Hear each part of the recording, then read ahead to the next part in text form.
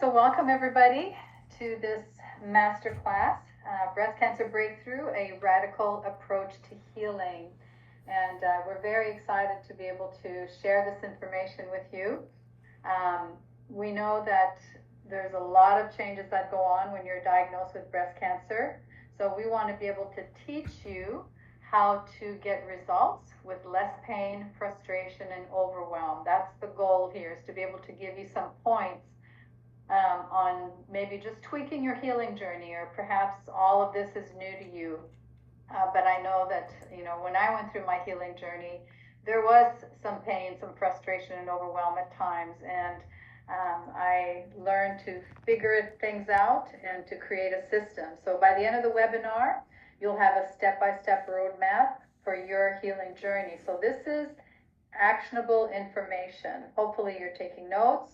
When you see something that you want to work on, write it down, make it a goal to be able to add that to your healing journey. And of course, stay to the end, because you'll learn about the bonuses that you'll be receiving just for attending. We're excited to share that.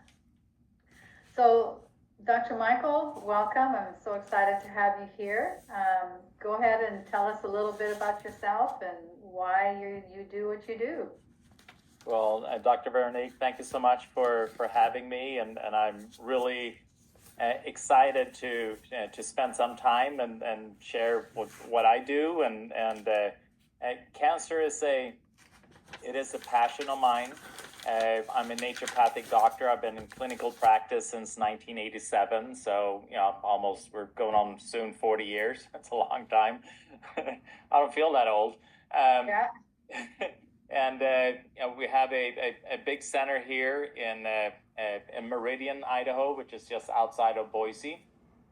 Patients fly in from a little bit all over the world, and we have a quite extensive amount of different therapies, for people that are battling cancer, but we also support people through other types of journeys as well. But cancer is one of the kind of main thing that we do. My father passed away from colon cancer, so that's one of the reasons I'm really passionate about this, and that I think it's so amazing what Dr. V and Breast Cancer Conquer, what they're doing to have this system and really help to guide people through this whole journey. We do a lot of kind of leading edge therapies here, at the center. We use things like photodynamic therapy. We do the common things like the high dose vitamin C, ozone. We work a lot with frequency medicine, detox strategies, emotional healing, light energy, dietary, because there's all these things that we need to do in order to be able to. It needs to be a full comprehensive program whenever you're dealing with cancer. I'm author my book, Better Way to Treat Cancer. It's available on Amazon. It's a 500 plus pages. Lots of information. It's a great book. It's a great manual. So please, it's $30 and get it on Amazon, and it's really packed with information. I also do a podcast, Integrative Cancer Solutions, with Dr. Karlfeldt, and that's available on pretty much all the different platforms. So this is something that I'm really passionate about. I've done TV shows, radio shows, other podcasts. Actually launching a new podcast called Dr. K Show that talks more about kind of transformation and self-empowerment and those type of things. So so it's not always just cancer, but so that's a little bit about me, and that's why I'm so excited to be part of Breast Cancer Conqueror and kind of help patients that are going through this journey and know that there are powerful cutting edge therapies available that can really make an impact for people on this journey. And what I really appreciate about your method and your center is that you look at things not just from a linear approach, but you look at it metabolically, emotionally, energetically, chemically. I mean, you look at the big picture genetically, so you really look at all aspects that affect healing. So that's why one of the many reasons why we've, partnered together. So as for me, for those of you who may be new to Breast Cancer Conqueror, I'm a two-time breast cancer conqueror, which gives me a little bit of empathy and experience in dealing with the healing journey. So this was me back in 2016. 2006. I was going through my first healing journey, and you can see here with the arrows pointing to a tumor in my left breast. You see a swollen lymph node here, lots of inflammation, lots of heat, which it shouldn't look like that. And so I was pretty shocked. I mean, I'd been in practice for 23 years as a chiropractor, wellness warrior, teaching people, how to get well and how to stay well. So I really had to ask myself, what allowed the cancer to develop? Because I knew that cancer was just the tip of the iceberg. It was the symptom, not the cause. So what was I missing in my healing journey? So I dug deep and created a system that I felt I needed to be able to check off all the boxes to get through my healing journey. And it's now known as the 7 Essential System. So each step takes you through that journey to make sure that you're covering all the bases, everything from food, toxic exposure, balancing your energy, the emotional aspect, biological dentistry, all the supplements that we need, and then finally early detection and keeping a pulse on your health. I started sharing my healing journey after several years. I wrote a book, Heal Breast Cancer Naturally, and Dr. Karlfeldt and I are coming out with a third book, which we'll share. But if you don't have this book, you'll be getting a free copy if you stick to the end.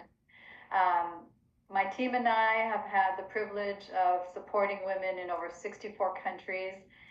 Never in my wildest dreams did I ever imagine when I started sharing my healing journey online that we would end up affecting so many women. And I could not have done this by myself. My team, my coaches, they're all instrumental in working together to really move our mission and our passion.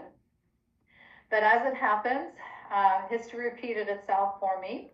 I got too busy taking care of other people, which is typical pattern for somebody who's on a cancer journey. The cancer personality, we put everybody else first. So I dove in. I was, taking care of women from sunup to sundown. And 2015, same area on the breast cancer showed up again. I created the perfect storm. I was stressed. I wasn't sleeping. My thyroid was off. I had dental issues that I wasn't addressing. And it just, the cancer came back because I didn't practice what I was teaching. So I really dug deep.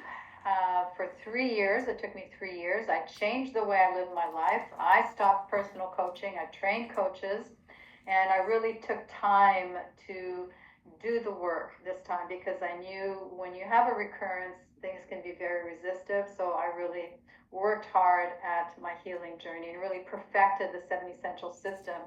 So 2018, this was me, and I still look like that today. So nice and cool, no inflammation. A little bit of drainage there that's needed in the armpits, but for the most part, everything is nice and cool and happy and healthy. So our goal is to really empower you. We want to hear you roar. When you start a healing journey, there can be such an impact on your belief system about yourself. You wonder, what have I done in my life that cancer, has shown up? And so what we want to do is to really empower you so that perhaps meek, timid little kitten who's not sure about their journey can really take and own their power. So the first step in creating vibrant health is to create that healing mindset. And that healing mindset is so important because we're taught to think a certain way about cancer, but we want to learn to create that healing mindset and know that our body can heal. Because we know if we remove the I am from impossible, that anything is possible if we have that belief system. So there's something that I call the 5 C's in our community. So the first one is clarity. Once you understand what cancer is and what cancer is not, then you can get a clear picture. It takes the fear away from cancer. So many women start off in our community, and we teach them to never fear cancer again. They think they'll never get there, but once they follow the process and do the work, they can get very clear that there's no need to fear cancer, because you understand what cancer is and what it's not. Once you have that clarity, then it builds your confidence. Then you say, okay, I can do this because I know what feeds the cancer. I know what starves the cancer. I know what I need to do for my emotions, for my physical body. And then when you have that confidence, then you can be really committed. And this is a question for you. How committed are you in your healing journey? And I invite you to be in 1,000%, because that's what it takes. Because if you are wishy-washy, you're not going to get the results. If you flounder from one way of healing to another, and you don't stick with a program, then again, you won't see the results that you can get. And then there's coaching or mentoring. When I went through my healing journeys, I always had coaches and doctors and mentors that could see my journey and see me objectively and guide me through the process. And that's one of the things that we hear a lot, and the questions that we get on our website is, I've tried this, I've tried that, and I'm not sure what to do anymore.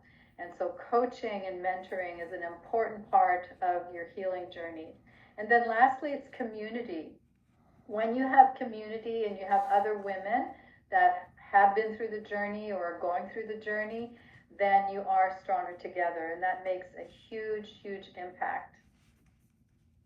Yeah, I couldn't agree more. I mean, one of the things is that, and I see this again and again. In fact, I just spoke to a cancer patient that I met with just right before this, and so here she's dealing with cancer, and we know that the word cancer is like the scariest thing that you can think of. You think, well, what if it goes into the bones? What if it goes in the brain? There's all these kind of fear thinking that comes along with it. The issue is that that type of thinking does have a huge impact on our body, on our immune system. We actually put ourselves then at a disadvantage.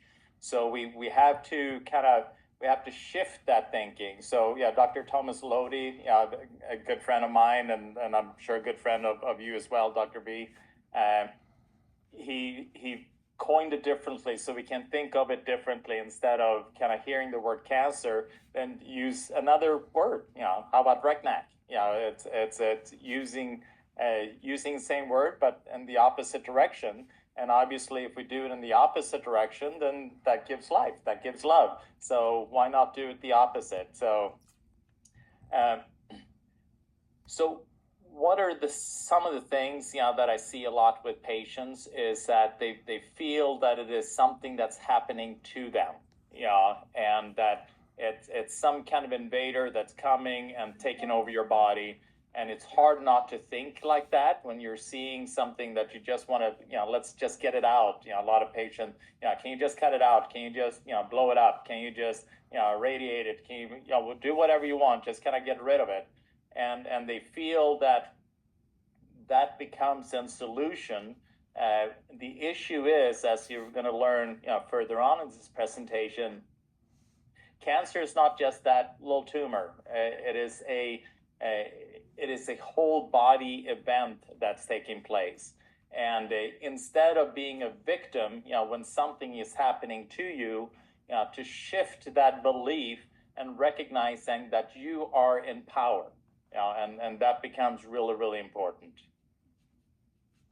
So what do we need to do? So we are diagnosed. It's a scary diagnosis, and we've all seen people die from that diagnosis. We all seen people go through, therapy and then still pass away.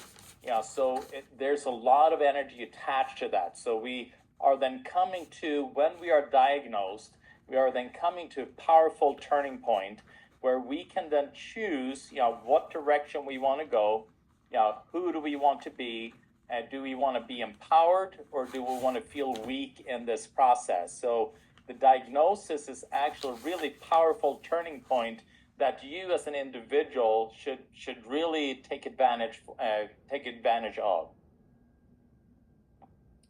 So, one of the things we hear the word disease, and obviously disease, illness, it's all thinking of something bad. So how about instead of kind of doing disease where things are hard, or like Dr. V was using the word impossible, you have the I am, get rid of the I am and just say this is possible and I can do this with ease. And when you shift the mindset to when there's something that we can do with ease, then all of a sudden, a whole weight is lifted off, and that kind of ever-pressing danger gets removed, because if you do some simple steps, then the journey becomes so much easier and actually becomes extremely rewarding. I have patients saying that cancer is the best blessing that ever happened to me, because it created that turning point where they had to look at things and then put themselves in a power seat, and we needed to shift. They shifted away from kind of the old way of thinking, old habits, old way that they had relationships, how they interacted with children, with spouse, what they felt was important, and then shifted that towards and habits that are empowering, that are supportive, that brings joy, that brings purpose. And that's so exciting. You have the power to create that choice, and it's amazing when you shift your mindset, what that does in your body physically, but obviously how you experience life as well. One thing that I like to mention here too is that your life pre-diagnosis must change, because if you keep doing the things you've always done, you'll get the same results. So that pre-diagnosis life will change as you transition into this journey, because it's a journey of transformation, not just getting rid of a tumor, but it's a transformation. Yeah, and this is such a powerful mindset to have, is to recognize that your thinking, your belief, how you view things, it precedes physical reality. So you can shift physical reality. We look at a tumor, it looks so physical, looks so tangible, but with your thinking, so recognize that with your thinking, you can shift physical form.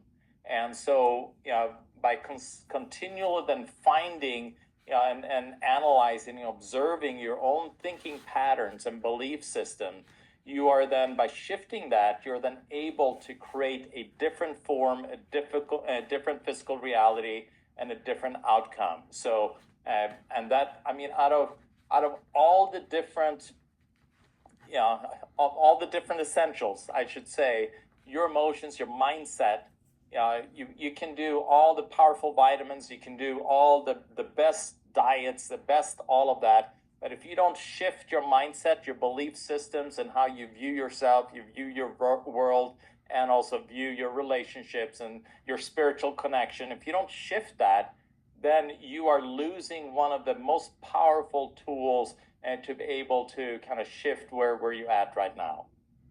And that's so true. Our brain, we're not used to training our brain. We're oftentimes the victims of our thoughts, the monkey brain.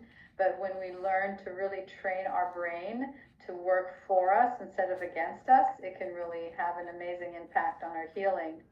And so another aspect of creating that healing mindset is to calm the stress response. I often say you can't heal your body if you feel like you're being chased by a saber-toothed tiger, right? So if you're in that fight or flight mode all the time, your body is not going to have the capacity to heal, because your nerve system is on high alert. So stress really is one of the most potent carcinogens that's ever been talked about. And I always quote this study because I think it's so powerful. It was an 11-year study done on women with breast cancer. And they found two things. Number one, if they had group and community-based support, and number two, if they practice relaxation and stress management. Look at this line here. They had a 75% lower risk of dying from breast cancer. That's so powerful. So that should motivate you to learn the tools and the techniques to be able to manage your stress and get into that relaxation mode every day. I've read many of Louise Hay's books. I love her philosophy on life. She was like a grandmother figure to me for many, many years. And she talks about cleaning up the past. And, sometimes we don't like to look at the past, but she said if you want to clean the house, you have to look at the dirt, right? So there's things we may not want to look at in our past, or maybe it's even present things, present relationship, present situations. We have to clean up that dirt in order to clean up our house. And lastly is to create a compelling future. One aspect of healing, and you can read many, many books on healing cancer. Everyone talks about creating that compelling future and really having that big purpose for your life to pull you forward. Because if all you're seeing is your everyday life, you're not going to feel very motivated. So really do some soul searching and make it a point. What is your greater purpose? What do you want to do once you're on the other side of this journey? Because this is giving you an opportunity to really turn your life around in many, many ways. And I love this book, Everything is Figureoutable, by Marie Forleo. This was, she starts off the book with a story when she was a little girl and her mom was trying to fix this old transistor radio, and she asked her mom, how do you know how to do that? And she said, Marie, everything is figureoutable. And so that was her philosophy of life, and I kind of adapted that, especially for healing. There's something that you can figure out. If you're stuck somewhere, there's a solution for anything if you get creative and just know that there's an answer for your questions and your challenges. So now we'll dive into the essentials. Yeah, and it is fascinating in regards to, so they've done a study also, loneliness. They saw that loneliness actually kills more. You're more at risk for some of the chronic diseases just being lonely. So that's why it's so important to have this community, and it is good, and that's what I love with Breast Cancer Conquer, is to create that community where you feel support, where people understand you, people relate to you, because sometimes it may be hard with family and friends they may not fully understand what's going on in your life. So it's good to have that additional community, and that's such a key. So one of the biggest drugs that we have, that we take more than anything, is our food. Our food, every bite we take, we choose whether we are moving towards health or towards disease. So recognizing that what you're eating is not innocent. It has a direct impact on your body, and I can't. There's some staggering amount of sugar. I can't remember the amount, but it was like, I don't know. There's several pounds of sugar. It's almost, in a year's time now, it's like 50, 60, almost 100 pounds of sugar that people eat now. It is our biggest drug that we use, and they've seen that cancer is directly, especially breast cancer, especially I'm seeing like triple negative. I call triple negative like the diabetes of the breast.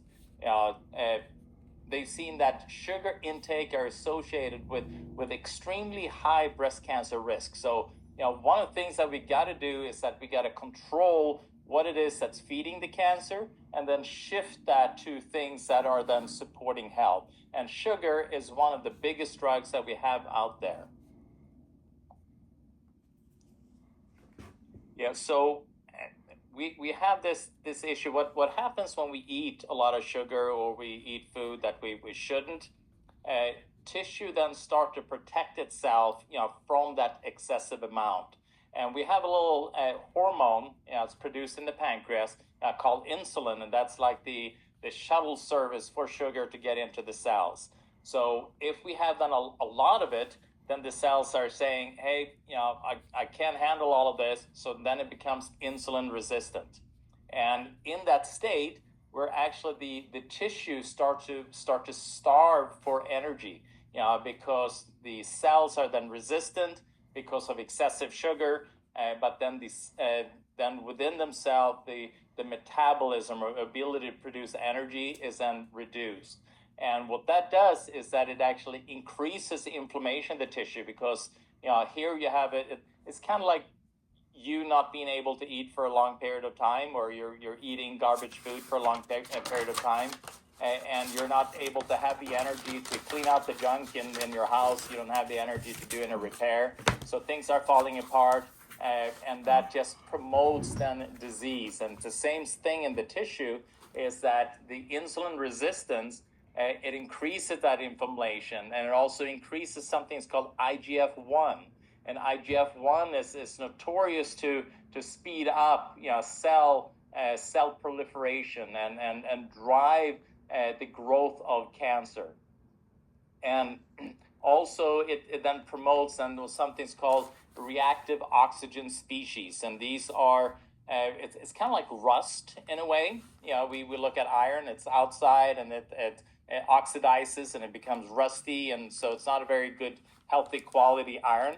And it's the same thing in the cell, in the tissue, that when you're dealing with insulin resistance, that is what's happening, is that you're having that damaging effect on tissue, and it doesn't become really healthy, and then you promote that cancer growth.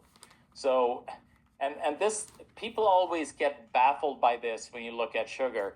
You're thinking like Coke and meth and those different drugs. I mean, you look at them as something that you shouldn't do, not realizing that sugar is actually 8 times more addictive than those drugs. That's how addictive it is, and that's how it's so hard to stop eating sugar, and that's also why it becomes important. It is interesting. It actually lights up the whole brain.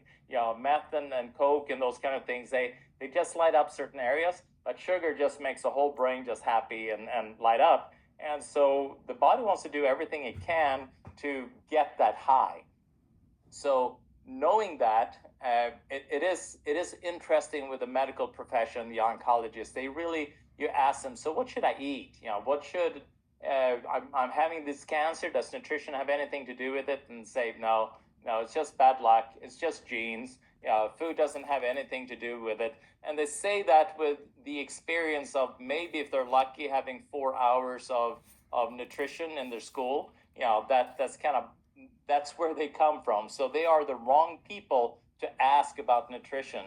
And that's why you see all this food, in the oncologist's office, and when you're at the hospital, food that actually just feed cancer. They feed you, these Ensures and Boost, and it's just sugar drinks, and then cookies, and all of that just feeds cancer. This was a patient, a client, who actually sent this picture to me. She was in the oncologist's office in the chemotherapy suite, and this is what they were serving. So it's pretty scary. It is so sad. And then just knowing a PET scan, that's sugar and the dye, and the reason the dye gets into the cancer is because cancer loves sugar, and so they know that. And still they say that sugar doesn't have anything to do with it, diet doesn't have anything to do with it. When you see on the PET scan, it has everything to do with it. So don't give cancer what it wants, give it what it doesn't want. And that's where we shift away from using food that are functional and supportive, like cruciferous vegetables. I mean, one of the things is that I look upon cancer as a very kind of toxic tissue. And in order to be able to clean out that swamp, clean out the toxins that are encapsulated within that tumor, we need to support our ability to detoxify and drive those toxins out. And cruciferous vegetables is God's gift to the world, along with so many other things.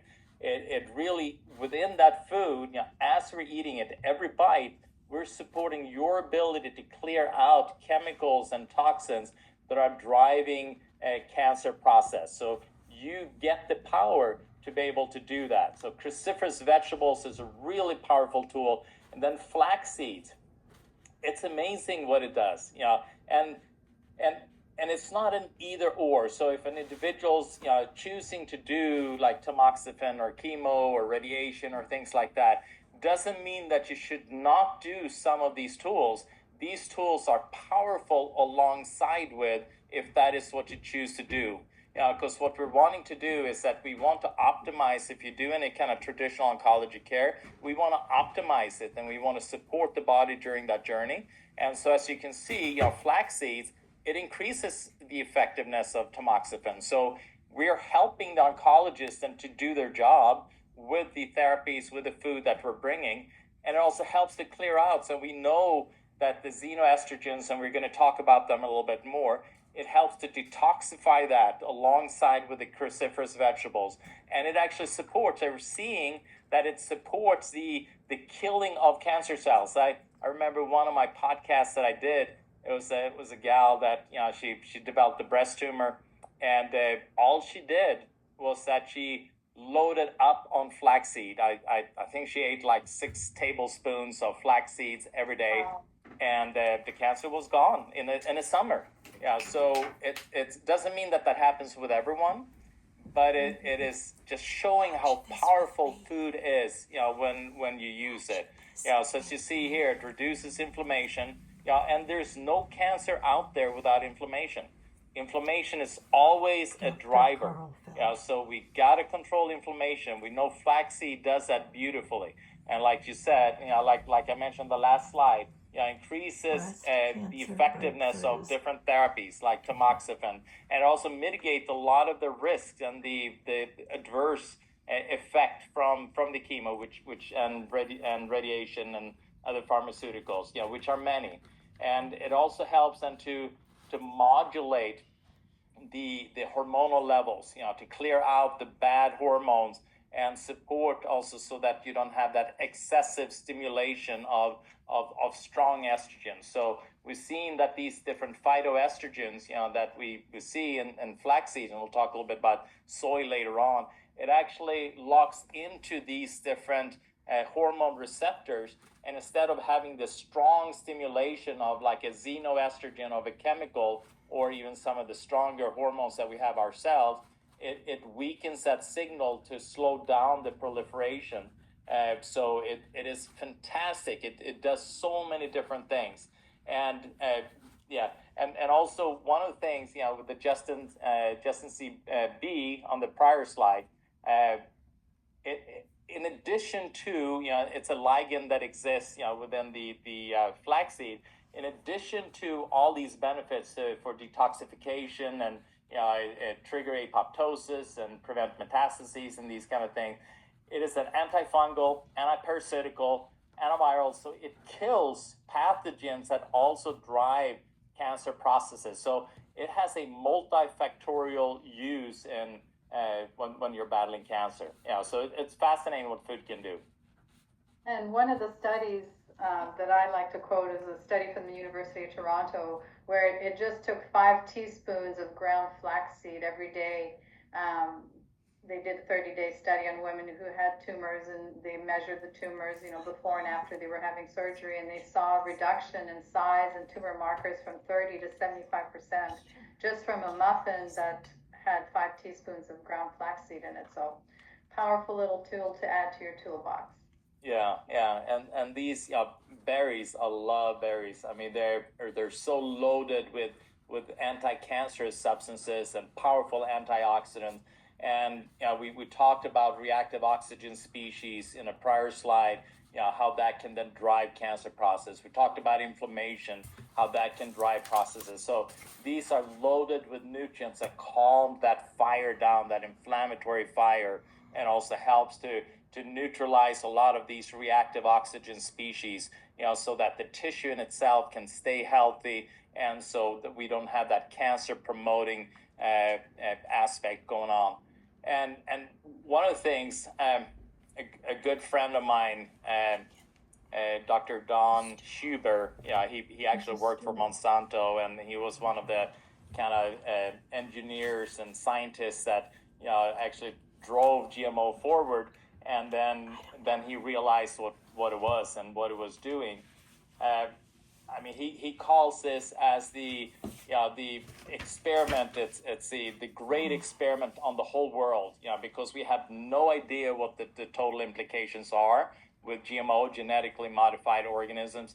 And the reason we're doing that is that because we are the way we manufacture food, grow food nowadays, it's so poor in nutrients, so that when pesticide, pests and insects and can just go after them because the plants don't have their natural defense. So what is the solution in their mind? Well, let's figure out a way to pour more chemicals on them to kill things more, and that's so then they're genetically modifying the plants so that they can handle more pesticides, more xenoestrogens, more chemicals that are going to drive cancer.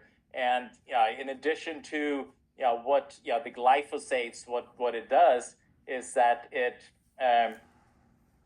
actually kills off. It functions like an antibiotic, within the tissue, and it also helps to move. It actually binds to minerals that you need. So there's a whole cascade of events that takes place, and there's so many countries they actually banned it. But here in the United States, we have our lovely lobbying power for our food industry. They're spending billions of dollars to making sure that we're eating toxic food, while in other countries, they banned it. So it is atrocious. And there is, and this is statistical, and there's charts to prove that there's, with the rise of GMO foods and glyphosates, there's a rise in thyroid cancer, breast cancer, prostate cancer, the list goes on and on. So very, very toxic. So one of the questions that we often get is, should I juice or should I do smoothies? And for me, I learned the hard way, because during my second healing journey, and I'd been juicing for decades, I really ramped up the juicing. But then I felt like really sick at first. I thought, well, maybe I'm just detoxing, but it kept going on and on. So I was reading Dr. Nasha's book about the metabolic approach to cancer, and it, light bulb moment. I said, well, maybe my blood sugar is, going too high. And sure enough, I started checking my blood sugar, and my blood sugar was really going above 160, almost to 200 sometimes. So I had to adjust. How I did the juicing, I really cut back on the carrots and the beets, and put one green apple instead of two, and so it was more greens and lemons and limes and ginger and things like that. But you can also do smoothies, because the fiber in the vegetables and some of the minimal fruits that you'll put in there will slow down the absorption of that food. So the key is to test. Don't guess. And that's one of the things that, because blood sugar and insulin resistance is such an issue, we teach our clients in our community, how to monitor your blood sugar and why that's so important. Another factor that you have to look at is all the hormones that are put in our meats and in our dairy products. So stay away from dairy products. Again, there's a relationship between all these growth hormones and the increased risk of cancer. And I love drinking teas. You usually see me with a cup of tea when I'm, working. But there's functional teas, some therapeutic teas that you can drink and enjoy at the same time. So there's a lot of mushroom coffees and mushroom teas. Matcha is one of my favorite because it's so high in EGCG, and it kills breast cancer stem cells and turns on all these positive genes. Rooibos is another one. Ginger tea, chaga, Onco tea from the Beljanski Foundation. It's just a lot of good things that you can do just by sipping things. And for me, one of the big turning points in understanding how my body worked was doing some DNA testing with the nutrition genome test. And this is just a sample of what I learned about my body and why, it was part of developing, the developing cancer and creating that perfect storm again. Because based on my genotype, I don't convert carotene in foods like carrots and anything that's red, sweet potatoes, to vitamin A, and my body doesn't do that properly. I have a problem with absorption and manufacturing of vitamin D. I have very low glutathione. Glutathione is what your body uses to detoxify, because I have these genetic SNPs that prevent me from really manufacturing more of that for detoxification. So it's a great test. It's about $300, I think, but it really hones in as to what your body needs food-wise and supplement-wise to support those genetic weaknesses. And it was a game changer for me. Another test that I really enjoyed was Dr. Nick Gonzalez and his protocol. I really appreciated him because he understood the importance of balancing the nerve system. And he found that when you put the right foods into the right metabolic type, then the nerve system balanced and the body could heal better. And so, for example, when you do the questionnaire, it's $100 test, I think. It's many questions based on your lifestyle and dietary choices and all that, and then they'll give you what kind of diet is best for you based on your nerve system imbalances. And it turns out I'm a balanced carnivore, which is exactly what I am, based on my DNA, based on my blood type, based on this. And so it gives you clarity about what you need to eat. So when I went through my second healing journey, this is how I really dug deeper into essential number 1. I became more metabolically flexible, monitored my blood sugar. I did a short-term, very strict ketogenic diet for about 6 months just to reset my metabolism. Intermittent fasting, did more blending versus juicing, did food sensitivity testing, and the nutrition genome test.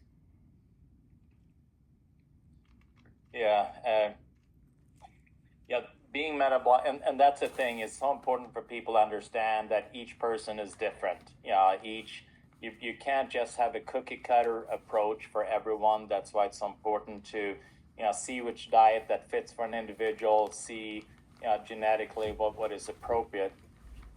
One thing I touch upon this a little bit. I look upon cancer as the body's attempt. I mean, there's several ways I look upon cancer, but one of them is that it's body's attempt to try to collect everything that it doesn't want into one location. So so if you are very toxic, then what the body does is try to bring it in and then isolate it into a tumor. So in order for us then to be able to clear that out, we need to support then the body's ability to eliminate these toxins. One of the biggest issues that we have now, we have, I think an old count was, the xenoestrogens. We had an old, I think it was like 80,000 different chemicals that are continually being released out into nature. And they are, and the xenoestrogens, they are actually, like plastics, all these different chemicals. They have a much stronger impact on your hormonal system than your normal hormones. So they mimic the way your hormones work. They disrupt your whole hormonal balance. You have what's called HPA axis, but it's a hypothalamus, pituitary, and then adrenal. But it's also connected with your ovaries, with your thyroid. So you have all of that, and these xenoestrogen. They actually then block and interfere with that communication, so your body doesn't really know what's going on. So they then increase the estrogen levels in your body, because there's these toxic chemicals. So there's studies showing that we eat about about a credit card worth of plastic a day, and our normal hormones, progesterone, estrogen, are measured in like picograms, nanograms, so very, very tiny amounts, and that is what orchestrates a whole beautiful symphony in our body. And here we're then exposing ourselves to these large level of very strong estrogen-like substances, and they are then altering how our hormonal system functions, how our cells function, and they impact all the different communication pathways that drives it towards inflammation and cancer. And Dr. V was talking about growth hormones. I mean, it's everywhere. They inject it into our meat. They put it, they feed the cows, and they do this just to get, make more profit. But what happens is that now we're getting the strong stimulation, growth stimulation, that promotes cancer growth, that creates more confusion in our hormonal system, that then drives these type of diseases. So where do we find them? We find them everywhere. I mean, they are everywhere. So it's impossible. Even if you go to Antarctica, or you'll find these chemicals there. The whole earth is bathed with it. That's why it's so important to detoxify, because we are exposed to the pesticides, herbicides, and I mean, you just read that list. Hair dyes, nail polish. Essentially, we need to analyze to see, what do I ingest, what do I put on my skin, and what do I have around me. We got to analyze all of that, because they are everywhere. And then we have all these different heavy metals that we're exposed to. Like mercury, for instance, silver fillings. That's a big deal. They're doing less of it now, but now they're using other sealants that are also xenoestrogens. We have lead. I mean, we can actually, the majority of people out there, they have so much lead in their bones, in their tissue, that you can actually sell it. That's because it is ubiquitous. You got cadmium when we're driving a car, aluminum, we got the deodorants, nickel. All of these things, they increase breast density and breast cancer risk. So it is so important to minimize exposure and support detoxification of these things. And then we talked about glyphosates, with the GMO food. It was directly connected with breast cancer, and we know it is an endocrine disruptor, creating confusion in our immune system. I talked about how it's an antibiotic in the gut, and how it binds to minerals, so it actually depletes you from nutrients from your food and trigger leaky gut. And then we got cell phones. We bring them wherever we go, and these are actually classified as a cancer causing. It is a human carcinogen, classified in the same category as lead and DDT. And these are things we put in our bra, we carry it in our pocket, we have it right by our bed where we're sleeping. These frequencies are cancer causing. And it's not just because we can't see them doesn't mean that they're not there.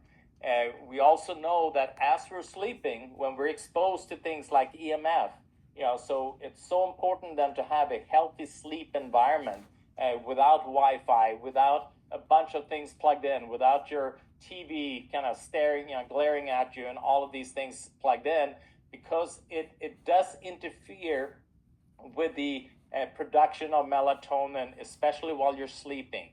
And while you're sleeping is when you detoxify. That's when you regenerate.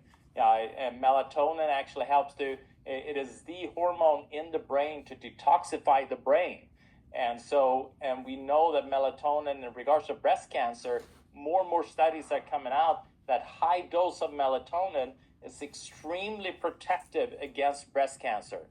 So we do not want to reduce the amount of melatonin we're producing. And then we have chronic infections. Pathogens obviously are everywhere. It has changed somewhat, lately, and I would say that is due to, the lack of nutrients that we're eating, so we have less immune defense. Due to the EMF, these bugs, they're exposed to the same kind of toxic frequencies that we are, and they don't like it. So then they start to replicate, and they become more harmful and agitated, and go after our body. And especially Candida. Candida, fungus, they see in all cancer tissue, they see Candida DNA. So we know that Candida is ingrained in that cancer tissue, and it becomes a really, really important one to address. And we also know viruses play a huge role. because they, things like cytomegalovirus, Epstein-Barr, the other types of herpes viruses. But we also have things like Lyme and mold, so we got to investigate all of these things and understand what is the terrain in your body, and how do we can we shift it? And each person is different. Dr. V was saying, test, don't guess. We got to test in order to be able to see what's going on in your body, what is driving your cancer, and that's then we can then bring tools that can then impact and shift the process.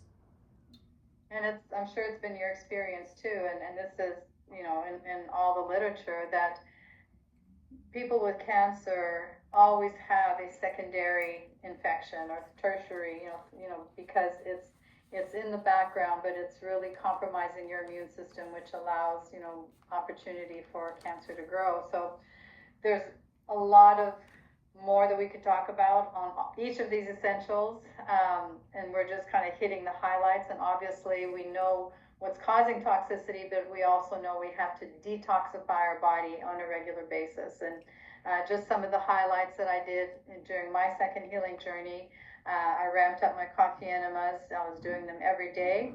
I used rectal ozone and vaginal ozone to help with the systemic infections. Lots of heat, lots of sweating to increase my immunity, to detoxify my body. Actually, there's a study called the BUS study where they look at blood, urine, and sweat. And they found that sweat had the highest levels of environmental toxins and heavy metals. So sweating is one of the best ways to really detoxify. Using the biomat, lymphatic drainage, I did different cleanses. So very important to, avoid those substances, but also to detoxify your body, because no matter how clean you try to eat and live, we're being exposed to so many things. So essential number 3 is to balance your energy. We are energetic beings. Our body functions on electricity and energy. We have different frequencies. And one of the ways to balance our energy is through chiropractic care. Now, chiropractic is not just for pain relief, but it actually helps to balance your nerve system. Your nerve system starts with the brain, down the spinal column, through all the nerves that affect the organs. And when you have the pedal to the metal, so to speak, when you're in fight or flight and you're sympathetic, or your gas pedal is on all the time, guess what happens? You have poor DNA repaired. Cancer-causing genes are turned on. Inflammation gets increased. You create more blood flow to feed the tumors. It literally drives the cancer. And this was a study that came out several years ago. But it showed that if your nerve system is on high alert all the time and you don't get into that relaxation response, you're driving the cancer. Another important aspect of balancing your nerve system is understanding the vagus nerve. It's the longest nerve of the body, starts in the brain, goes all the way down into the intestine. And the vagus nerve is kind of like the brake in the nerve system. And when you can stimulate that brake by meditation, by using the heart math, by visualization, journaling, all these things you can do to really calm down your nerve system, it literally gives you a better prognosis. When they measure that vagal tone in people, the ones with the highest vagal tone have a better outcome in their healing journey. So important to be able to calm your body down every day. The relaxation response is a physical state of deep rest that changes the physical and emotional responses to stress and is the opposite of the fight or flight response. Dr. Benson, way back in the 1970s, really started coining this term, the relaxation response. And so important to understand that. And then meditation and visualization. Again, many studies showing that when you can visualize in your mind's eye in technicolor, where you can feel it, you can see it in color, you can hear the sound, sometimes you can taste things, you have a much better outcome in your meditation. So visualize your body healing the cancer. Visualize golden light coming in. A lot of times women who are doing conventional treatments, or integrative approach, They visualize, if they're doing chemotherapy or radiation, these are healing waves or healing nectar that's coming into their body in order to heal the cancer. And then we talked a lot about xenoestrogens. Now we're going to talk about our own hormones. And I'm going to make the statement that it might be different for some of you because you've probably been ingrained and told by your doctors you have a hormone positive cancer, and that's what's causing the cancer. And so I want to tell you that your hormones do not cause cancer.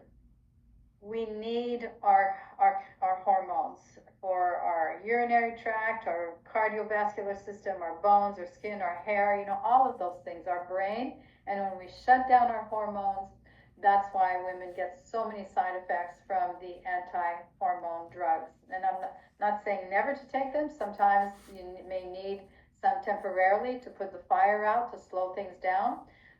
But your balanced hormones do not cause cancer. So it's finding out what you can do to balance your hormones through saliva testing and seeing what your ratios are and how to, bring those to a healthier state. And of course, we're going to avoid the xenoestrogens, right, that mimic and stimulate estrogen. So the plastics, the dental sealants, perfumes, dryer sheets, makeup, cleaning agents in your home, all these things should be avoided. And then looking at something called methylation. So methylation is your body's way of transforming one hormone into another hormone or breaking it down. So there are some healthy metabolites, for example, that estrogen should be broken down into and excreted from the body. But if you have a genetic SNP, which I discovered that I had, then I don't break down my hormones properly. There's an imbalance there. And so I need to support my body to get those hormones flushed out of my body properly. So if you have a congested liver, if you're constipated, if you don't have the healthy bacteria in your gut, you're not going to be breaking down those hormones properly. So how do you find out if you have a methylation problem? You can check through urine testing to see what kind of metabolites end up in your urine.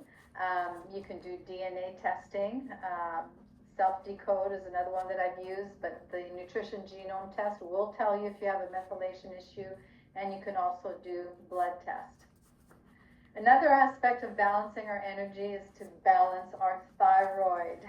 Now, more and more women and people in general are being diagnosed with thyroid dis-ease and thyroid, bumps on their thyroid. And a lot of that stems from an epidemic of iodine deficiency. And we are bombarded by things like bromide, chloride, and fluoride. And we call these halogens. They compete with iodine. So if you happen to be eating some seaweed or some seafood that has iodine in it, or maybe you're even supplementing with iodine, it's going to compete with those on the thyroid receptor sites and kick iodine out of the body. And iodine is necessary. It's an element that we all need. It's antiviral, antibacterial, anti-cancer. And when your thyroid is not fed properly, your basal body temperature, that first temperature when you wake up in the morning before you get out of bed, it will lower sometimes by 1 degree or 2 degrees. And for every degree of body temperature that your basal body temperature goes down, it reduces your immunity by 40%. This was a study done in Japan many years ago. So very important for you to test to see how your thyroid is doing. If you have enough iodine, there's a 24-hour urine test that we always recommend to our clients, and that way you know how much to supplement. The average iodine dosage in a Japanese diet is 12.5 milligrams per day. So that kind of gives you an idea of how much iodine we should be getting every day. 1 out of 8 women in the US will be diagnosed with breast cancer. I think that's even coming down now to 1 in 7. Japan is 1 out of 38, but it was even less a decade ago. I forget what it was, like 1 in 42 or 43. And so because of their diet and the amount of iodine that they're getting in the diet, so make sure that you check your thyroid and that you check your iodine levels. And if you're on synthetic thyroid medication, women that are on synthetic thyroid medication are twice as likely to develop breast cancer. And why is that? Because you're masking the symptom. You're not getting to the root cause where you need to feed your thyroid with iodine. Another important aspect of balancing our energy is to avoid inactivity. According to the National Cancer Institute, the most important thing that somebody can do, cancer patients and survivors, is to avoid that inactivity. So don't be a couch potato. Even if you're doing conventional treatments and you don't feel like it, get up, get outside, get some fresh air, move your body every single day, and get that blood and that lymphatic system flowing. So for me, in my second healing journey, essential number 3, I really dug in more. Obviously, as a chiropractor, I was already under chiropractic care, but I went more frequently. Lots of deep tissue massage, grounding, which is another aspect of balancing your energy, because we're not grounded to the earth like we used to be. Used the PEMF mat, monitored my hormones with saliva testing, urine testing, methylation support. Heart math is a way to measure your vagal tone response and to train your brain and your nerve system to stay in that relaxation response. Lots of sunshine and fresh air. Literally moved to Florida so I could get more sunshine since I had such a problem with vitamin D. And sleep. This is another aspect that we didn't discuss, but balancing your sleep, making sure that you're getting restorative sleep in order to heal your body. Yeah. I mean, all those things are so crucial. I think in regards to exercise, it is actually one of the best drugs out there. I mean, 30%, it decreased the study was that if you exercise when dealing with cancer, you will live 30% longer. So, and there's no pharmaceutical drug out there that will do that. So, and we talked about insulin resistance. The way to battle insulin resistance, in addition to obviously how we're eating, is by building muscle. So building muscle is really, really important while you go through a cancer journey. One of the things we talked about belief systems in our mind. One of the things that a lot of us don't even think about is the healing those emotional wounds. And especially when we're then diagnosed with cancer, then that all those fears and all those beliefs and all those emotions come up.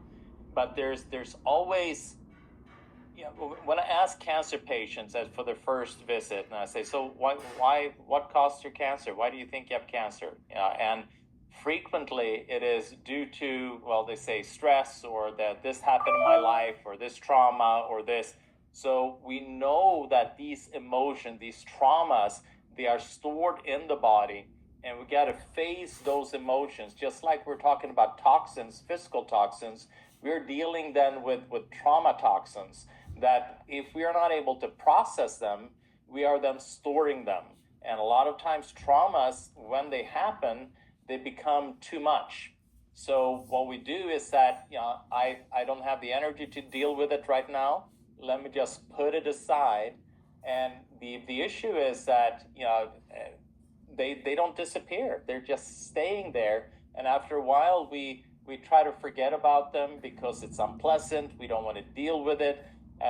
It's kind of like running on a computer where you have all the apps running at the same time.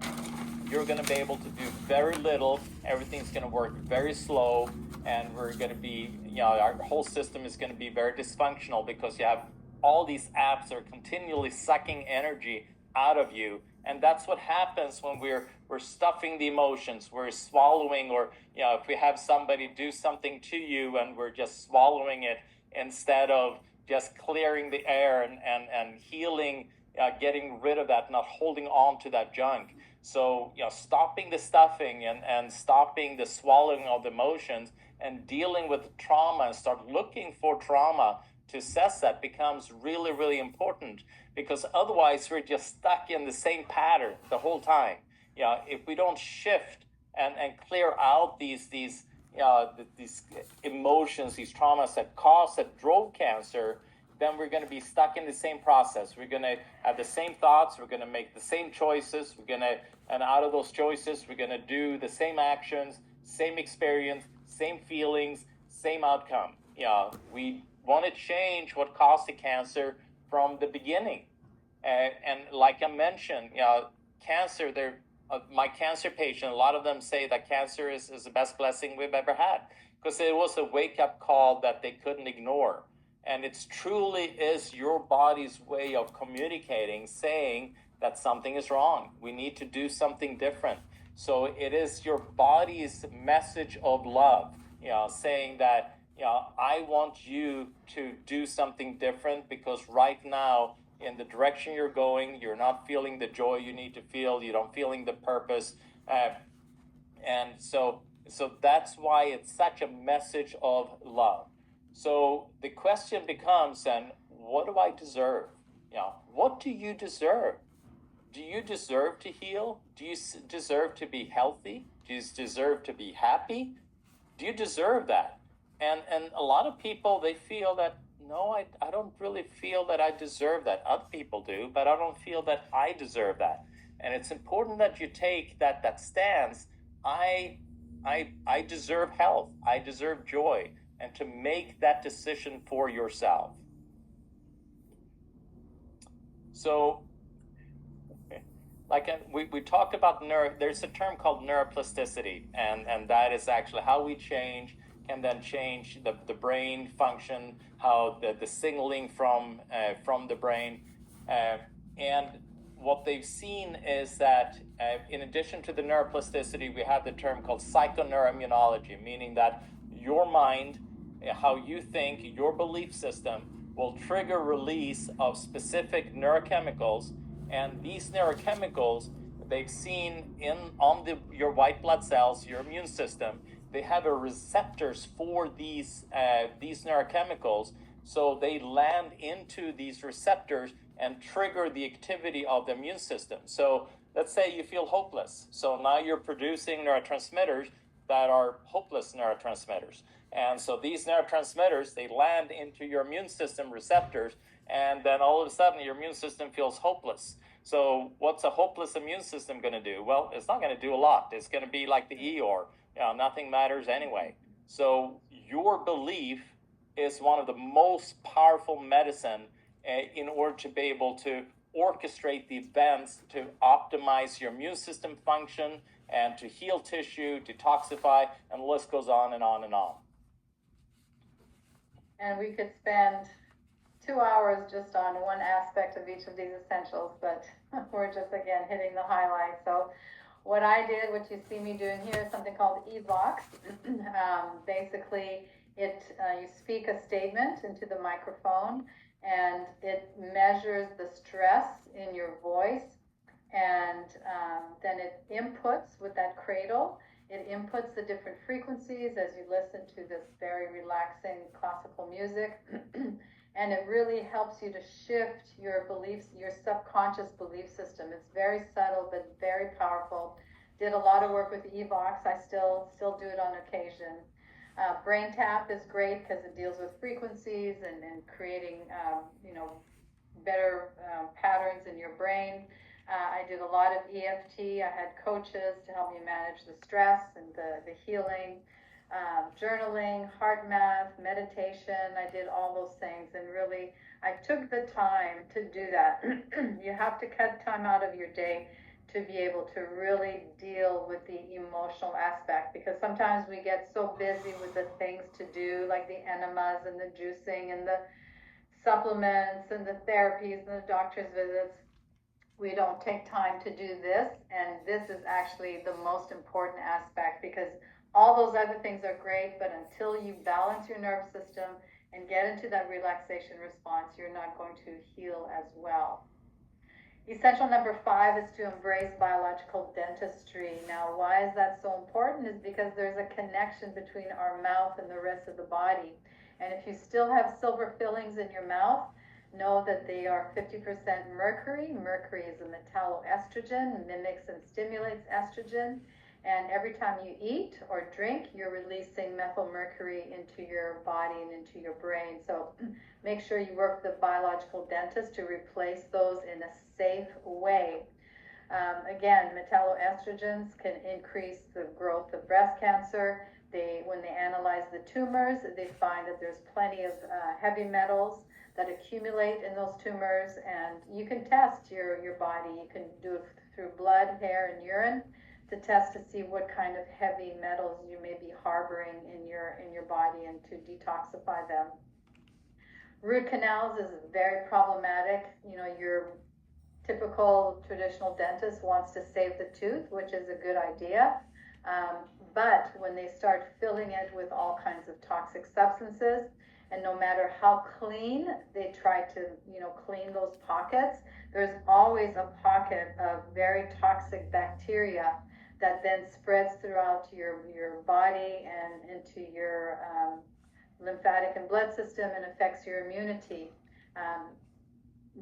Most cancer patients who have root canals, definitely they need to be taken out and removed. I don't recommend putting in another artificial tooth, an implant, because then you're adding another thing that's an area that was already infected. So you can get little flippers that are temporary that you can take in and out. So work with a biological dentist on that. And the connection to infections in the mouth is so serious that some researchers are now terming breast cancer as an infectious disease, because when you look at this chart, and if there's a lot of infection in the mouth, guess where all that lymph drains into your breast tissue. They've found viruses, bacteria, fungi, and diseased breast tissue, a 10-fold increase in bacterial load in breast tumors relative to normal breast tissue. So make sure you work with somebody. Don't, especially if you have bleeding gums or periodontal disease, there's ways to clean that up and to remove that pathogenic load in your mouth. And then from an energetic point of view, our teeth are connected to every single organ in our body. So if there's something in your tooth, like a root canal or a heavy metal or an infection, it's going to affect that meridian, which in turn can affect the energy to that organ and to the breast tissue. So for me, essential number 5 was very important, even though I was seeing a biological dentist and staying on top of everything. I dug deeper. I did a 3D dental beam scan, CT scan, to see if I had cavitations or infections in the bone, which I did. This is something that I discovered. This is my gum, and this is a tooth. And the dentist thought I had a little cavity near the gum line, but as she started drilling, the tooth was empty. And this is something called root resorption. It's an autoimmune issue that my body basically, or my immune system ate the inside of my tooth, affected my tooth, and interestingly, that tooth sat on number 14, the left breast meridian. So what came first, right? The breast cancer or the infection in the tooth? But either way, it had to be pulled and cleaned out with ozone injections, and just another story in the dental aspect. So make sure that you address that aspect with your biological dentist. So next we have essential number 6. Yeah, and I like I mentioned, I've been a naturopath in clinical practice since '87, and I love plants. I love these natural nutraceuticals. They're so powerful, and they really, I've seen people keratin and then using natural therapies, and then being able to dance on a cruise ship with their loved ones. So these things really bring their powerful medicine. And usually when you go then to an oncologist and you ask them, well, what about vitamin C IV or ozone or curcumin IV or different things, or these supplements or that supplement, they usually say, well, there's no research behind it. There's no studies. But go to PubMed, just type in curcumin, for instance, and breast cancer. There's thousands of articles. So the research it's a tremendous amount of research out there. And the key is to understand there's no one size that fits all, in regards to diet, in regards to, the areas that you need to focus on. So it is important that you don't just hyper focus on one of the 7 essentials, that you look at all of them and really see that maybe one that you need to work on harder than others, but it's important that you look at all of them and don't skip any steps. Test, assess, don't just guess. And you want to make sure that you use natural agents, you do therapies to really kind of nourish your body. And you want to, so there's different things when you bring in a protocol for somebody that's battling cancer, want to prevent cancer, or are diagnosed and now no evidence of disease. There's certain things that you want to do with plant-based medicine, with nutrition. You want to make sure that you nourish your body. If your cells don't get what they need, they can't do what they are supposed to do. You want to make sure that you support the immune system. So you want to use the immune essentials to really kind of upregulate the immune system, because at the end of the day, there is no better cancer attacker than our own immune system. Yes, we can do chemo, radiation, shrink tumors, but none of that kills all the cancer cells. And what do we need after all that is done? We need our immune system. And then we can then also bring in natural agents that are very targeted, that support oxidation, support the killing of cancer cells. And there are lots of powerful tools out there. And then we want to do that supportive therapies, really to kind of make sure that as we are killing things, we want to make sure we detoxify. We want to be able to control inflammation. So these are some of the supplements that I love, that I use, and I know, Breast Cancer Conqueror, these are some kind of the essential supplements, like Oncobel Pro, amazing. A French scientist that actually lost his life, due to the research and the impact of this product, because the French government was going after him because he was with this product, these different agents. He was able to turn around cancer because it attacks the DNA, the damaged DNA that exists in cancer cells. They see that the DNA is kind of this loosely wound structure in cancer cells, and this product helps to target that and then help to kill those cells. So in addition to that, it goes after pathogens, it's anti-inflammatory, boosts the immune system, it does a whole list of things. And then coupling that with mushrooms.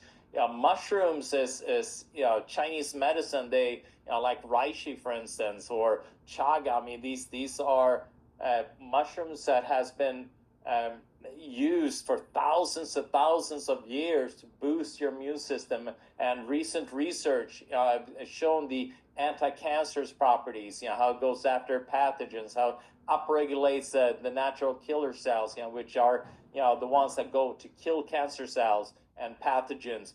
So it really supports that, and especially if we do things like chemo or we do some of the traditional oncology care, we really need to support the immune system at that time. So it becomes even more important at that time to bring those tools in.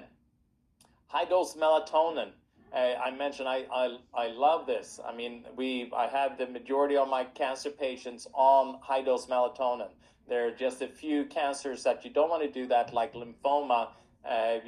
You want to kind of, it's still a case-by-case basis.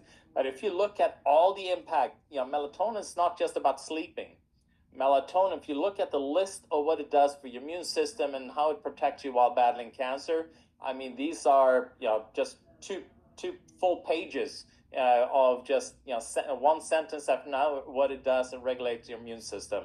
And then we have the modified citrus pectin. That's another staple. A good friend of mine, Dr. Isaac Elias, he's done a huge amount of research in regards with NIH and how this benefit people that are battling cancer. We know there's a component called galactin-3, which is like the major inflammatory driver.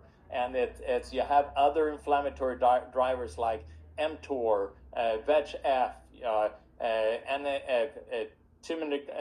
TNF kappa beta, have all these different tumor drivers, and galactin-3 actually is that overriding arching that drives or regulates all these different ones. So modified citrus pectin helps to bind to that galactin-3 so that it cannot do its destructive effect. And we see also a direct correlation between elevated levels of galactin-3 and an individual being in that survival state. So it's actually like a survival molecule, galactin-3. So the more you get out of that survival mode and then use Pectosal C, you can then mitigate a lot of those inflammatory drivers.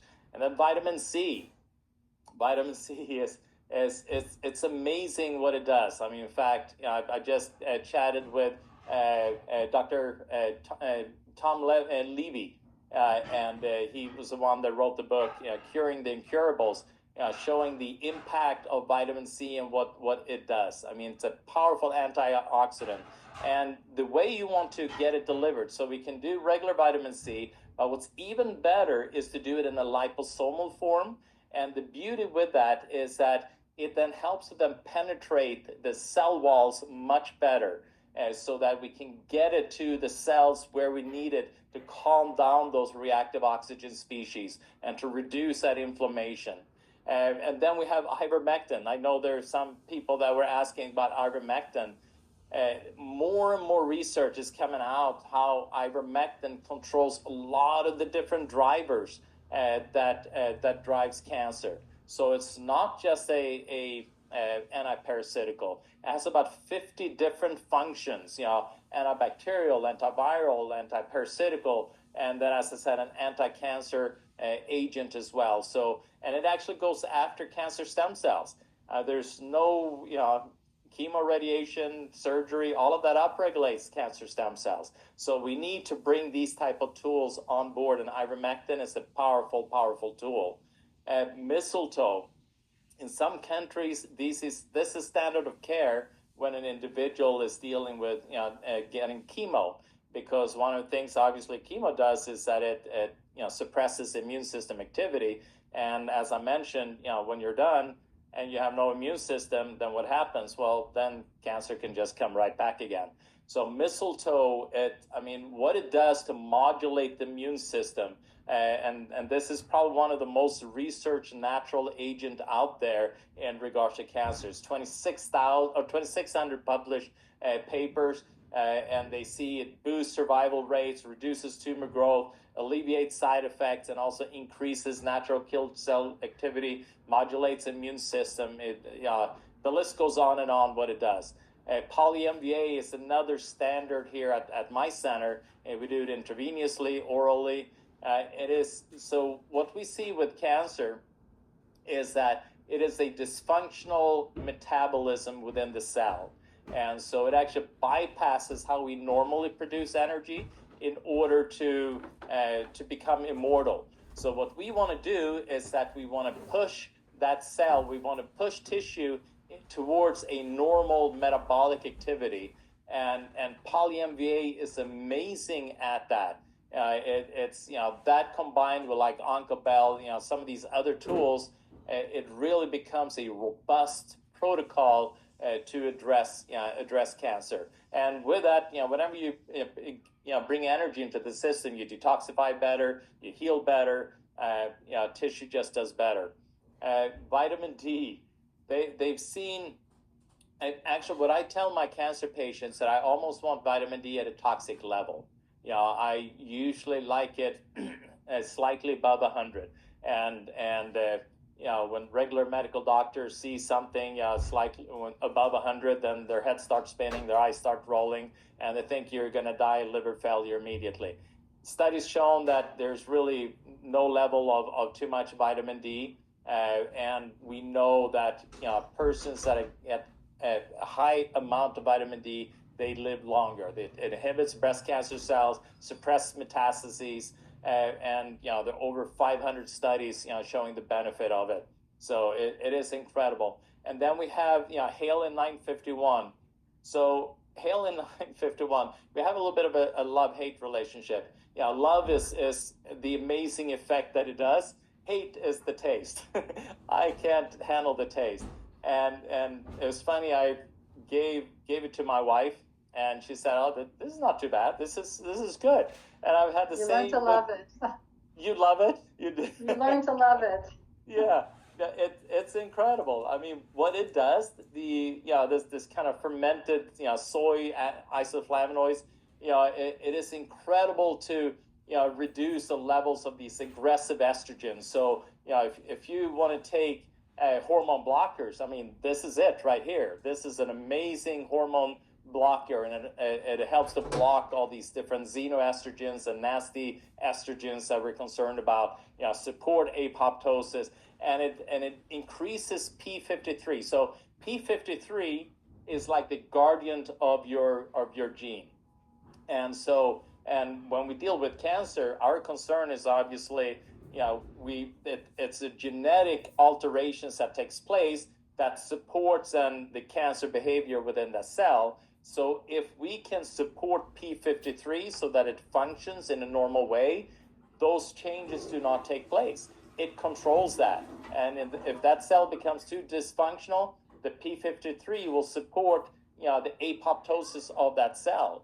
So if we can use a tool like this to regulate P53, that's fantastic. And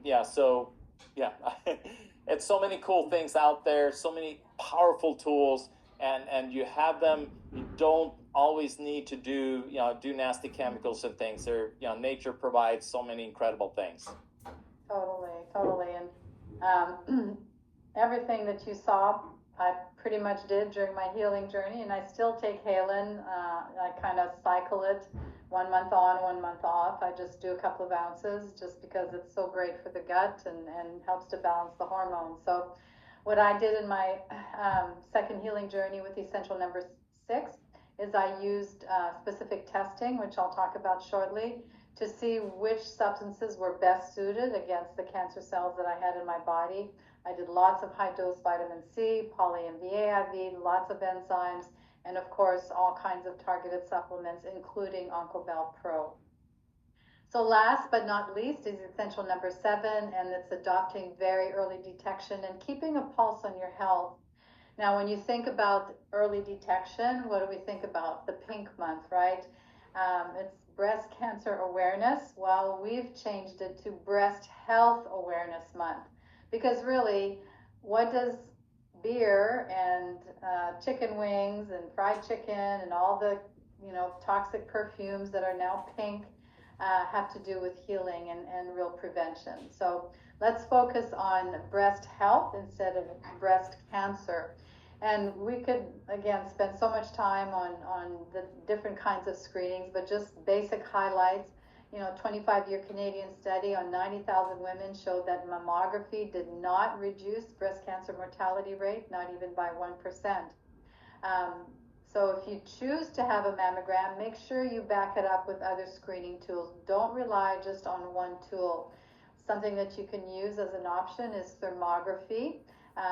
Again, don't just use thermography on its own, back it up with ultrasound or other screening tools. But you can see in this image, this is what the breast tissue should look like. Nice and balanced, symmetrical, cool, no inflammation. But when you see things like this, which mammography does not pick up inflammatory breast cancer, you can see the difference here. Here's DCIS. You see the blood flow feeding the tumor.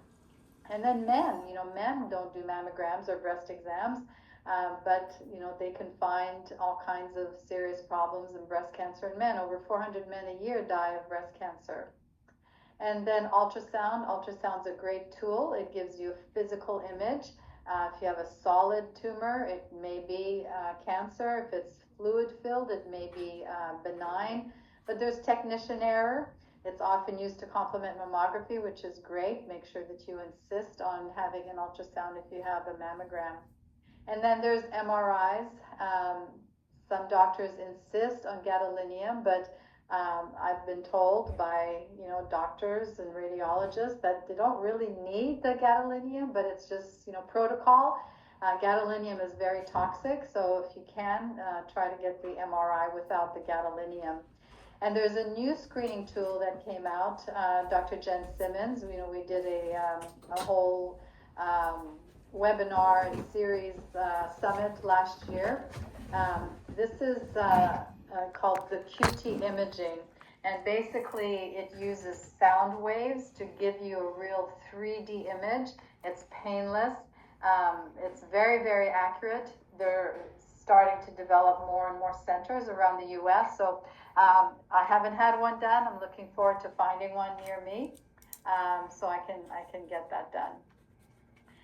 Another tool you can use to see where you are as far as early detection is to check your blood. There's a lot of things you can learn from your blood, and part of the thing is to look for those inflammatory markers. So things like C-reactive protein, LDH, ESR. I like to add homocysteine in there because if you have high homocysteine, you're probably not methylating properly. If you're on an active healing journey, I'd recommend that you do those every quarter, or at least every 6 months. If you're, on no evidence of disease and your journey is behind you, then once a year is typically sufficient.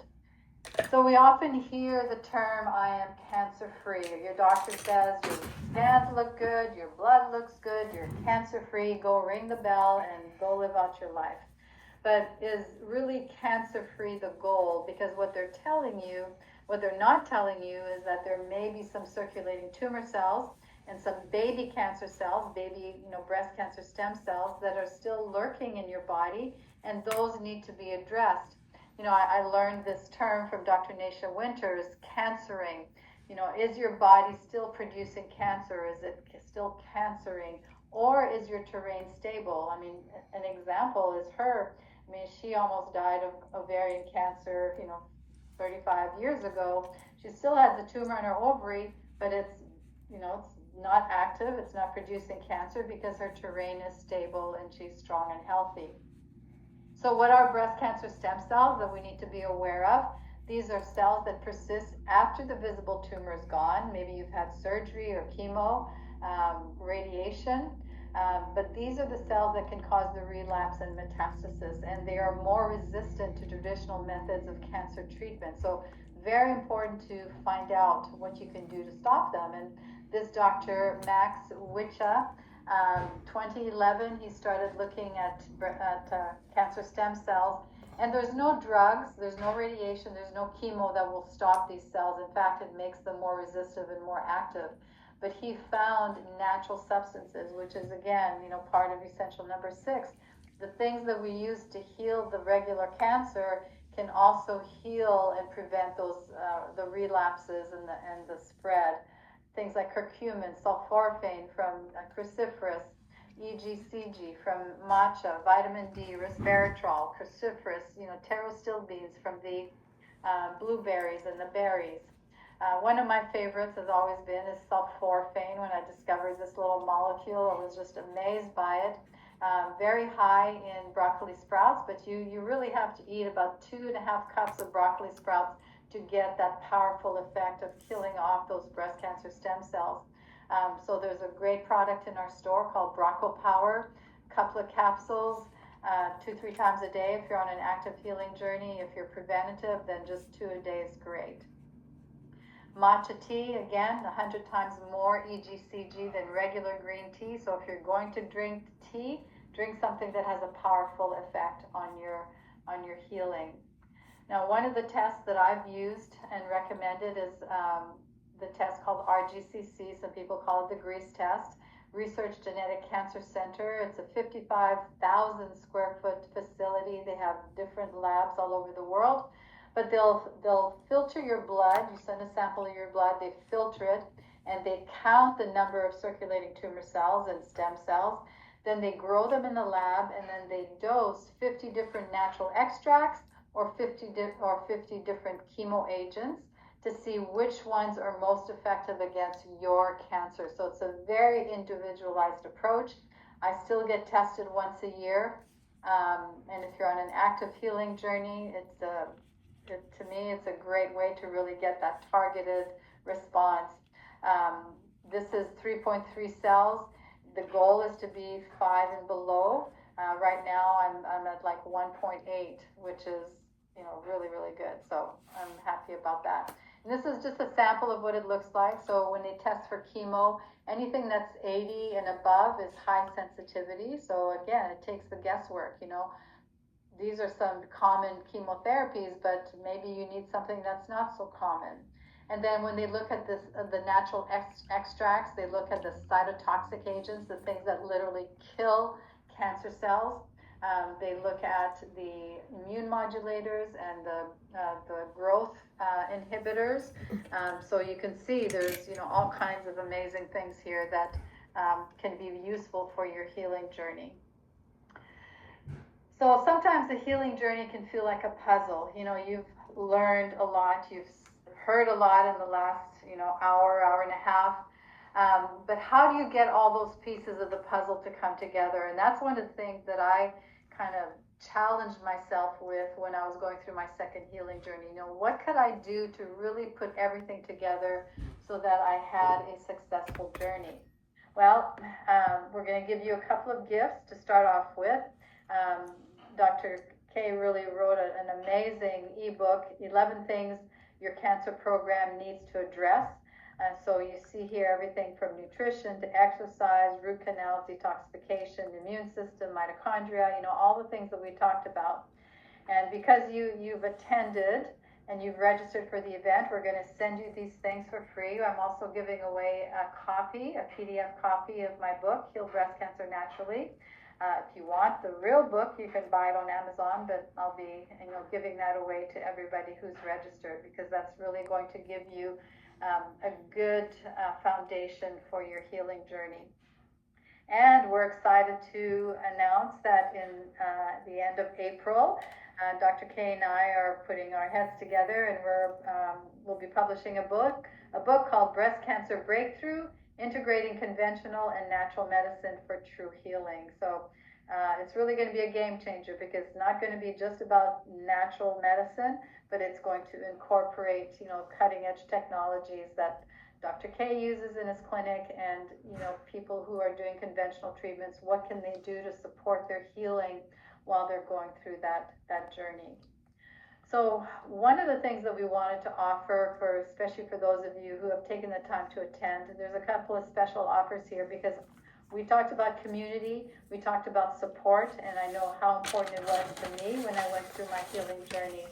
So we're offering the 10-week transformational group coaching program. Now, this is something that we've been doing for a couple of years. It's an amazing program. It's a program that just doesn't teach you, but it transforms you. And why is that? Because you have actual application.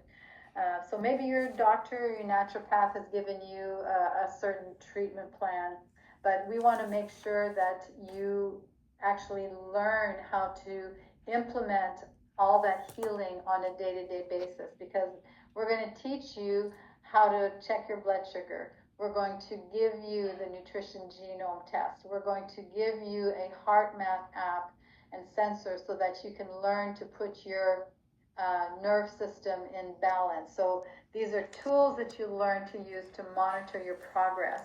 And then another benefit is that you learn to live the 7 Essentials lifestyle, because you're going to get homework. We're going to have expectations. We're going to hold your hand as you go through this. We're going to answer all your questions as you go through the program. And it's 10 weeks with a group of women, with Deanne and myself on occasion. And it really helps to make the 7 Essentials come to life, so because you get to apply them.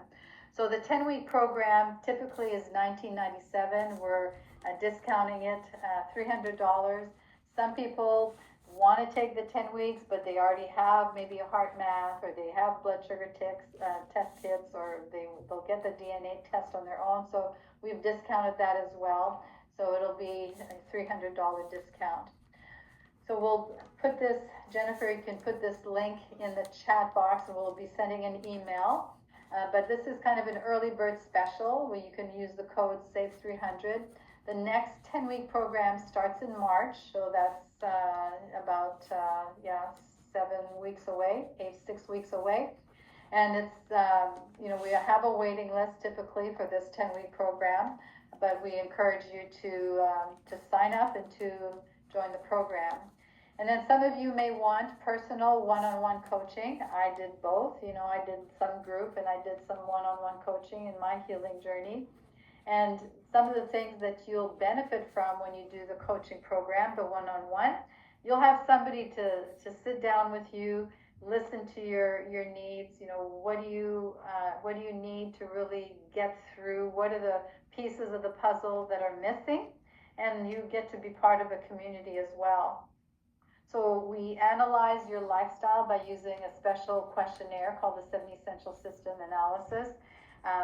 The coach goes over it with you. You have monthly groups, monthly private sessions. You get a monthly group call with myself and or Dr. K and Deanne and the BCC team.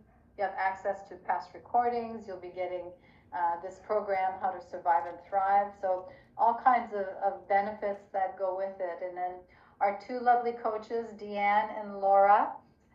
Deanne has been coaching for 10 years. I call her Mini Me. Laura's been an integrative cancer coach for several years. And we have a third coach, Michelle, who's not on here yet, but she's in training and joining our team. So we're very excited to have these amazing women who are great for support.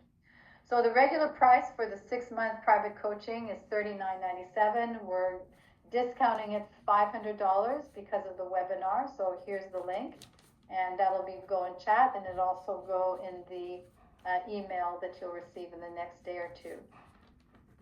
So remember that big journeys begin with small steps. It seems like there's a lot going on. There's a lot of steps for you to cover, but every journey starts with a step, right? Martin Luther King says, you don't have to see the end of the staircase, just start with one step at a time. And that's what our coaching programs provide. And to ask yourself a question, what is your compass? Where is your compass bringing you? Where are you going on your healing journey? Are you feeling stuck? Do you feel 1,000% convinced that you're doing the right things? Are you kind of wishy-washy? Do you feel like you need support? Well, that's what the purpose of our whole community is to give you that support so that you learn to never fear breast cancer again. And we mentioned at the beginning of this program that, that old life is in the past now. Now you're on a new journey and you have an opportunity to create a new life that will be so much better than the one that you had pre-cancer. And just like Dr. K mentioned, so many of his patients say cancer was the best thing that ever happened to them. I can say that for me and many, many of our clients who have experienced the joy of healing, not just their body, but their whole life. So let's start that journey together. If there's any way that we can support you, you can email Ginger at support@breastcancerconqueror.com. She's great about helping you to navigate to see which programs are best for you. So just to reiterate, we have the 10-week group program that's starting in March. We're discounting it $300 starting March 5th. And then we have the private one-on-one, which is being discounted $500. So that's the information. Hopefully not too much overload here. Let me stop my share. And I just wanted to say, so for all of you that are listening, give Ginger a call. Reach out to her. You just love chatting with her. She's the coolest lady. And so just for enjoyment, to have somebody that's awesome to chat with, I would reach out to her, and then she can explain a little bit what the benefits and hear where you're at in your journey, and then see if this is appropriate for you, or but don't miss out on that opportunity to chat with Ginger. I'm just saying.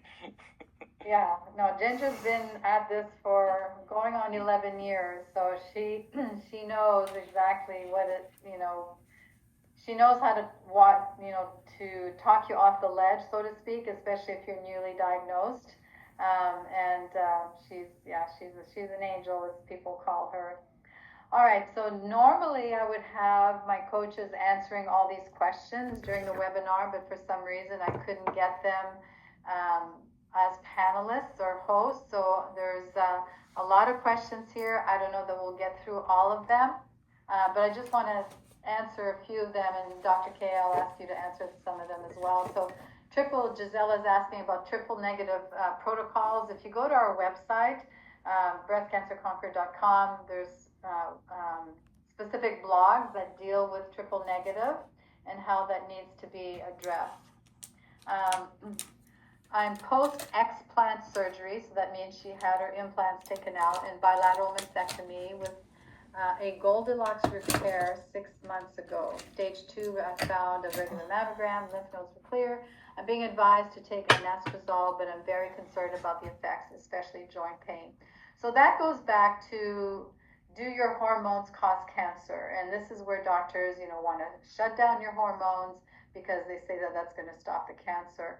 But your balanced hormones are not going to drive cancer. So again, we've got some great information on different drugs, serum drugs, tamoxifen on the blogs that will help you to understand that, and natural substances that you can use to offset the issue with those toxic drugs.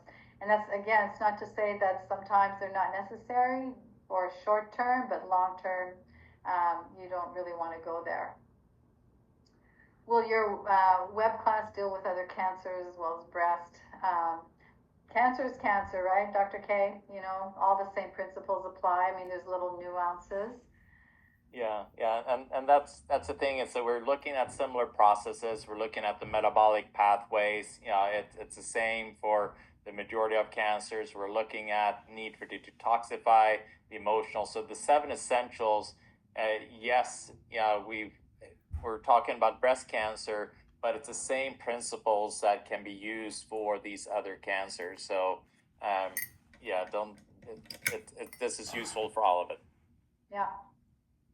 Breast cancer stem cells, we addressed that. Somebody's asking about cryoablation and the type of treatments needed after cryoablation. Follow the program, follow the 7 essentials. And that's the thing, is that, Dr. Veronique, she's done a beautiful job to create a good structure that is a solid foundation to be able to stand on, and then to be able to plug into community, that can make sure that you feel taken care of and get rid of the guesswork, and you feel supported. And so that's why the 7 essentials are so important. So Mary Kay is asking about her mom. She's a 4-year cancer warrior, stage 4, triple negative, and basically, they're saying that there's no more treatment options for her. When I hear that, I say never ever give up. There's always hope, and I've seen it, Dr. K. I'm sure you've had many patients come to your clinic who've been told that, and now they're living vibrant lives. So I would recommend you check out Dr. K. I know you do pre-consultations, 15-minute consultations. So that would be my recommendation. Yeah, and I wanted to I have a story of a young lady, mother of, I think, 2 children, being in her kind of mid-30s, breast cancer, gone to bone, gone to liver, gone to lungs, gone to brain. So essentially was everywhere. She'd been treated out with all the traditional oncology care, and they'd given up on her. This was came to my center. This was I think about 8 years ago, and she's still doing great. There you go. That's awesome. Dr. Mercola says in his new book that hyperbaric oxygen therapy can disrupt microbiome balance. I've not heard that, but if you're on a healing journey, and we know that cancer cells don't like oxygen, if you're forcing oxygen in the body temporarily, it's not that you would do this every day for a year. I don't see a problem with it. And the thing with your microbiome, it changes every time. So whatever you eat, whatever bite you're taking at that time is going to change your microbiome. So oxygen in itself, yes, it will shift the microbiome, I wouldn't use the word disrupt, because what oxygen will do is that it actually increases energy production, and we know our cells, they need oxygen in order to be able to produce energy. And yes, we have a lot of anaerobic bacteria in our guts. Anaerobic means without oxygen. But the net result of supporting oxygen into the tissue, and then combining it with other therapies like vitamin C IV and things, it just potentiates the effect. And Dr. Paul Harsh, Dominique D'Agostino, that studied a lot in regards to the impact of hyperbaric oxygen therapy. And it's incredible what it does in combination with some of these other tools. And for instance, if you're doing radiation or chemo, it's an oxidative therapy, which means that you need oxygen in order to be able to oxidize the tissue. So and tumor is very oxygen poor. So if you can use a tool like hyperbaric to drive oxygen into an environment that's poor in oxygen, that will intensify the impact of the chemo and the radiation on that tumor tissue to cause more oxidation of it to create more kills. So hyperbaric is a really powerful tool in this journey. How do you test your IGF-1 blood test? Very simple. Does sugar from organic fruits affect the body as bad as sugar from cookies, chocolate, candy? So obviously, refined sugars are going to raise your blood sugar much quicker. Test your blood sugar. That's the key. You don't know. Perhaps some of these fruits are really raising your blood sugar, and that's why I recommend that you check your blood sugar. Flaxseed and triple negative. It's helpful for even though it's not hormone driven like they say, but it has so many other aspects that can really help the body heal and keep your hormones balanced and protect those estrogen receptor sites.